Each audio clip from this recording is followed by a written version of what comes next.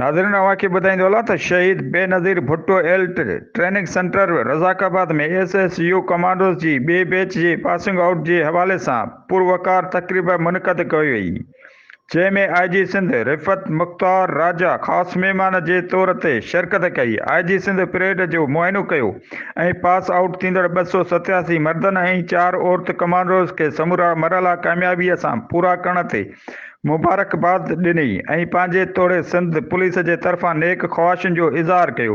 हिन अमन अमान ऐं एमरजेंसी सां मुंहुं ॾियण जे तनाज़ुर में पुलिस ट्रेनरनि पारां कमांडोज़ खे ॾिनल तरबियत खे तारीफ़ जोॻो करार ॾींदे चयो त कंहिं बि फील्ड में महिनत कॾहिं बि राइगान नाहे वेंदी।